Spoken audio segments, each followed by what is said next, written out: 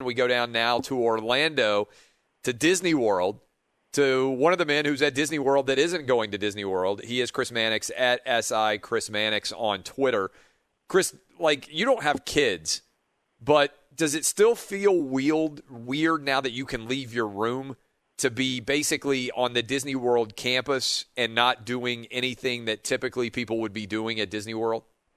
I think it would feel stranger if I could see the rides or see, Epcot, right? Like that. Yeah. Where we're located, it just kind of feels like a resort in Arizona, for lack of a better example. It's just there's a lake in the middle of it, a bridge. There's nothing especially Disney about this resort. I mean, Goofy isn't serving breakfast in the morning. It's just a typical kind of resort down here. So it doesn't feel like anything more than a really hot climate that you're stuck in for the foreseeable future. How good did it feel to leave your hotel room? It felt good for about 5 minutes, and then you realized you're in Central Florida and in a resort that it doesn't really have anything to see. It's like, all right, I just saw the pool and I saw the gym and I see a parking lot. It literally was 15 minutes before I turned around and went back into my room, for the rest of the day. It's hot down here, man. It's 90 degrees plus during the day. Humidity index is right around 85, 88 most of the day. I mean, you don't want to be outside that long. So it was good to step out of your room and kind of walk around and get the lay of the land. But once you did that, it was like, all right, let's see what's on Netflix. What have you been able to see in terms of teams actually playing? Because I've read some of the reports and I've read some of these things. Like you can get on a bus but they're restricting you guys to 15 minutes of practice right now, right? So have you actually been able to see very much of anything? Yeah, but that's typical. I mean, in the NBA general rules on practice is they open it up for the final 15 minutes, which isn't really practice anyway. It's more guys doing one-on-one drills or shooting drills. So it's not like we're getting the normal amount of access that you get at an NBA arena. What I've been encouraged about is that, you walk into these practices and sometimes you're the only reporter there. I mean, the Lakers certainly have, 8, 9 people every single game or every single practice there. But, the first day, I went to 4 practices. I went to the Trailblazers practice, the Celtics, the Raptors, Indiana, and it was 1, 2, or 3 people there every single time. And that's, for somebody that covers the league, that's incredibly unusual. Usually it's 10 different TV cameras and, 10 or 15 different reporters, and you're kind of fighting or jostling to get to one different guy. You're able to get what you want to get at these practices. And that was when I went through that first day, that was a really good feeling, knowing that I'd be able to get kind of one-on-one stuff and do my work without kind of dealing with the crowds that usually accompany NBA practices. Have they explained what the process of games is going to look like next week? In other words, and I haven't even looked at the schedule, so this may all be officially out there. How many different games are going to be going on simultaneously on an average day? How many different courts are involved? Kind of walk me through the process of what this will look like. Yeah, there are 3 venues that the NBA is going to utilize over the next month or so. The biggest of the venues is just what they call the arena, and that's the venue that when the field winnows down to a smaller number, they'll exclusively play in that one. And each venue is set up the exact same way, with the big screens that are flanking the baselines and the big screens that are behind the benches and the scorer's table. On the opposite side of the scorer's table, you have media seating, and then there's some seating for NBA staffers and even players. They're offering players the chance to sit in and watch, another team's games. And a lot of these guys, because they've got nothing else to do, they expect to take advantage of that at some point over the next month or so. So they'll use those 3 arenas, and during each day, there'll probably be, 2 or 3 games going on at the exact same time. There will be overlap inside this Disney complex. I don't expect it to be, it probably won't be more than 2. It might be 3 on some occasions, but mostly 2 games going on at once, beginning in the mid-afternoon and continuing on into the evening. Can you walk, once you're watching one game, can you easily walk to the other courts to be able to watch it? I'm thinking about it from a context of, for instance, Wimbledon. So, like, we've not seen like this for the NBA style games before, but if you, like, I got to go to Wimbledon a couple of years ago, and you could watch one match and then you could walk to another one. It's all one big complex. Could you watch, start off watching a first half and you're like, man, somebody's up 25 in this one, this is not very interesting, and walk basically next door to another game, or is it too far away? No, logistically, you can do that. The issue is the NBA requires you to submit your requests for what practice and what games you want to cover 2 days in advance. So today being Thursday, at some point today, I have to submit my request for Saturday. I mean, that's just because there's a limited number of seats in these venues because of social distancing rules. You can really only get, in the arena is probably the max, with about 10. Other places are 6, maybe 7. So while logistically I could finish a game at the arena and walk, 100 yards to the other building, I can't do it unless, I'm sure you could send the league a note if the venue is completely empty of media, they might let you go. But the protocols call for us to submit these requests days in advance, so they won't theoretically anyway, they won't let you just walk between games. At typical games, you have no idea what is being said between coaches, officials, players. That's going to be totally different in these games.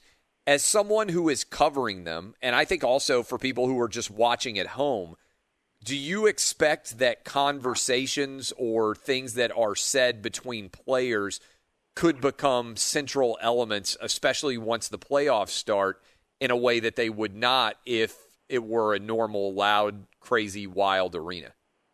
Possibly, but I would say that the NBA at these games makes use of organ music and the traditional, kind of sounds that are played during games. And really every possession, there's either the defense, drum beats, or something playing, some kind of music playing in the background. So that limits the ability to hear stuff consistently. There are times during breaks in play where, for example, I was at 2 games on Wednesday. I heard Doc Rivers talking to a referee, calling out plays. I heard a couple of complaints at referees. I caught a couple of conversations between players, but 90+% of it I'm still not able to hear because the media seats, they're not right on the floor. They're probably about 20 feet off it. And with that, coupled with the sounds that are played over the organ, you're just not able to hear everything that you might want to hear. So I don't think that's going to become a significant part of the narrative going forward. We're talking to Chris Mannix at SI Chris Mannix. All right, you've been down there for a little while, and I've asked you this for a couple of weeks now. What is the vibe in terms of guys that you talk to as to who's favored here? Is it still the Lakers, Clippers, and Bucks to lose, or is there an expectation that maybe this is going to be a lot more wide open than others might have anticipated? Oh, I think there's an expectation it's going to be very wide open. We just got our first look at some of the teams this week, and you're starting to see who's in shape, who's not in shape. I mean, some guys are still not playing. I mean, look, there's for various reasons, there are some teams still missing key players. I'm not even talking about, Zion Williamson in New Orleans. I'm more like the Clippers still haven't made it clear, exactly where their starting center is. Ivica Zubac, he has not been with the team thus far. Now, he may be in the hotel somewhere quarantining. He may be back in L.A. going through the protocols there, but he's not with that group right now. They're also missing Montrezl Harrell, and they're missing Patrick Beverley with no clear indication about when they're coming back and will rejoin the team. Now, certainly the hope is that all these teams will be full strength once the playoffs start in mid-August, but at this point, there are a lot of guys that are still out of the mix. And, I mean, look, there's a lot of buzz on some of the second-tier teams. I mean, we've talked about the Sixers and what they're, doing, playing Ben Simmons at power forward now, and, the guys they're getting back. But the Portland Trailblazers are getting a lot of attention right now. I mean, they're a team that is getting 2 starters back in Zach Collins and Yusuf Nurkic and have 2 great guards. And if they play the Lakers in the first round, the Lakers being down Avery Bradley and Rajon Rondo just don't really have a lot of guys that can defend that backcourt. So that's kind of a long way of saying that if I was betting against anything, I'm betting against chalk. It's not going to be chalk throughout the course of these playoffs. Which team? I saw this the other day where I think it was Enes Kanter said, man, nobody loves being around their teammates more than the Celtics. And look, I understand it's a public comment and people don't usually say, hey, I hate, this person's awful. Like even in the NBA where off-court drama is a big deal. Do you agree with me that team chemistry and camaraderie matters more maybe than it would most years because everybody's kind of stuck in this same situation? So if you like the people that you're hanging out with, it can make it a lot more fun. If you are kind of graded or don't get along with people, you don't get that same normal escape where you can go get to your house or you can hang out with your spouse or your kids or whatever else. Like it's much more like a boot camp type environment, even though, as you said, it's certainly, a luxurious boot camp, but it's different than what you would be used to. Oh, absolutely. I mean, chemistry is going to be as important as anything you see on the floor because of how much time these guys are spending together. I mean, right now, I've bounced around practices and asked similar questions to this of guys about how they're kind of dealing with it and how their interactions with teammates. And right now, everything is fine because they've only been here for, 2 weeks. But get them into August and mid-August when fishing becomes boring and playing video games in the players' lounge becomes monotonous. Nobody's even showing up to these DJ'd events that they're having out here. I mean, it's going to get mentally taxing. And I think the team, as much as, you mentioned chemistry, I think the team just has the mental strength, the mental toughness is going to be a team with a big edge in getting through this. Because right now, look, one thing about the NBA, I do think a lot of their rules are written in pencil. I think they'll make some changes along the way. One thing that players are hoping that will change is that right now they can't go to another team's hotel. So you got a bunch of players in one hotel and a bunch of teams in another. They can't interact with players in other hotels. Players have friends on other teams. They want to hang out with them and mix things up a little bit. They're hoping that as these scrimmages get started and you start interacting on the floor, the NBA will let you interact with players in other hotels. These are kind of small things that I think will ease the mental burden on some of these players as this whole thing goes on. But I mean, mental toughness is going to be everything. This is a tough, not a tough experience, but it's a draining experience on guys to work out for 3 or 4 hours a day and really have nothing to do after that, but hang out with your teammates, play video games in your room, FaceTime with friends. It's going to be draining on them as the weeks and months go by. I don't know the answer to this, but it is interesting to think about. So you're working for 3 or 4 hours a day, let's say if you're an NBA player. Are the teams meeting? Like, do they eat meals together? Do they have an otherwise organized activity during the course of the day? Or is it, hey, you're lifting, you're getting your workout in, you're going to practice, and then otherwise for the other 20 hours a day, you're completely on your own? Do you know what these schedules kind of look like? Yeah, each team has their own meeting room, which is where they can basically get meals 24 hours a day, where they have people cooking for them and taking care of that part of their life. So they can leave their rooms and hang out in those meeting rooms. But look, those meeting rooms aren't what these players are generally used to. I mean, most teams' practice facilities have luxurious player lounges or screening rooms even in some of them where guys can just kick back in, huge leather chairs and relax. I mean, I walked by some of those meeting rooms just the other day, and look, it's tables and folding chairs that are in front of them where guys are eating like they're in a media press room for the phrase, or it would be a phrase I would describe it as. Like that's it. Like there's not a lot of areas that guys can go and just kick back and relax. That's why most of them who I've talked to have said, we just hang in our rooms and play video games and hang out. And that's going to get boring. It already has gotten boring for some guys. It's going to get more boring as time goes on. All right, let's go to some of the off the court related concerns, right? Do you think that once the games start in the regular season and everybody's got the names on the back of the jersey and they've obviously got the logo on the court and all of the other assorted off-the-court related non-basketball, right, non-direct basketball-related events, is this a story that continues to grow and be a story all throughout August and into September and October and November or into October? Or is this a thing where initially there's a huge flurry of attention and then it mostly turns to basketball? Like, how do you see this playing out? I think it will mostly turn to basketball. but I do think that there's a coordinated effort amongst players to make sure that it doesn't completely turn that way. For example, every team, it seems like, has one player that comes out after a practice or after a game, and in answering questions, they will only repeat some version of the phrase "justice for Breonna Taylor." Like whether, I was at the Clippers Magic game on Wednesday, and Paul George came out and said, look, I'm sorry, but this is the only answer to my question is going to be Breonna Taylor's killers are still free, or some version of that. And that's been consistent, whether it's been Marcus Smart with the Celtics and a couple other guys that I've been listening in conversations for. I think that's going to continue throughout the next couple of weeks and months, and maybe even more as these games get more high profile.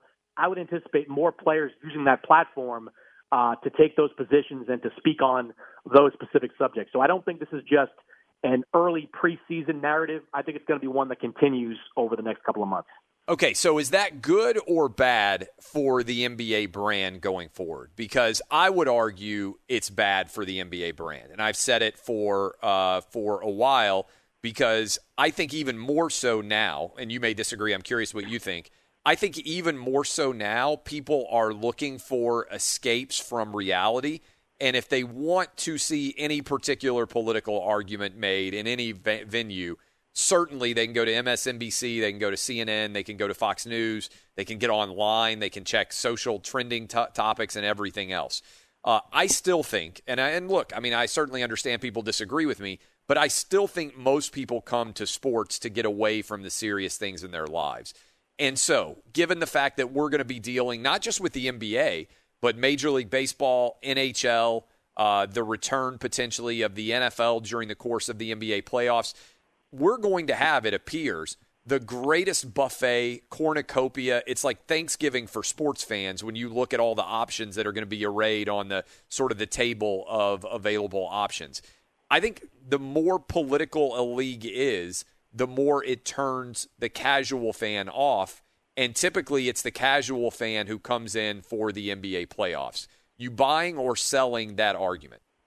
No, I'm buying it, and I think the NBA knows that viewership will probably suffer as a result of some of the things that are going to happen. Obviously, criticisms will increase, whether it's on social media or cable news or even from the White House in the next couple of weeks and months. But the NBA has just decided that they're fine with that. Like, the NBA is a league that is 75% black, it's 80% minority, and they've decided that this is the lane that they're going to embrace. Their players, by a vast majority, want to do this, and the NBA is not only not going to stop them, but also going to encourage them and support them throughout all this. They're not blind to the idea that there will be backlash and there will be a numbers dip in the ratings as a result. But they've just decided they'll live with those consequences, that they'll live with any backlash or any ratings dip, because this is the best thing for them to do in support of their players. China, last question for you. Do you think China, Hong Kong, anything there becomes any issue? Do you see any player or coach or GM saying anything, given that the league is going to be outspoken on social justice issues? A lot of people, including me, are going to be pointing out that there are elements of hypocrisy in the way that they are responding and taking money from China while making social justice arguments in the United States. Does this blow up and become a bigger deal, or do you think the NBA players, coaches, general managers, everybody else basically clamps down and says nothing about this? Well, it depends. I mean, look, if they're asked, they'll have to respond in some way. Adam Silver at some point will have a media call or a media press conference with reporters, and I have no doubt that he will be asked about it during that, and how he responds will probably dictate, the direction it goes from there. I mean, I think I said this to you last week. I mean, I've asked around from teams since I've been here, and players even that I've talked to, league officials, about has there been a player or a coach or someone that wanted to put something on their jersey to support Hong Kong or any of the Chinese stuff? And the answers come back no. I mean, and we can argue that they should because of the money they make over in Hong Kong. I understand that argument, or money they make in China. I understand that argument, but to this point, nobody has asked to do that, and until or if that comes up, I don't expect this to become a theme of the season. It will become a talking point, once Adam Silver gets asked about it. I have no doubt about that. But if he answers it in a satisfactory way, if he which I don't know what that would mean to some people, but if he answers it in a satisfactory way, I think it will blend into the background and won't be talking about it moving forward. When is Adam Silver talking? It's unclear. I was asking someone yesterday when he would get to the bubble. It's unknown, but he will talk before the start of the regular season. There's no doubt about that. Well, and the last question for you, and I appreciate all this time because I'm fascinated by it. You talked about the way that these interviews take place. Usually in a typical year, it would be you guys all arrayed in front of whoever's answering questions. How much physical face-to-face interview time is there going to be even for you guys in the bubble? You get some decent time. Now, again, it goes back to everything being written in pencil here. For one-on-one interviews, you're basically supposed to be at least 6 feet apart. And look, you don't do them in your traditional way where you're right alongside the guy. You don't do a lot of the walk and talks, but you can, if a player says, like I'm doing some just today, like you go up, if you request a player and they give them to you, get within earshot of them, hold your tape recorder up and do the one-on-one interview. So it's different, but it's not, just so different that it can't work.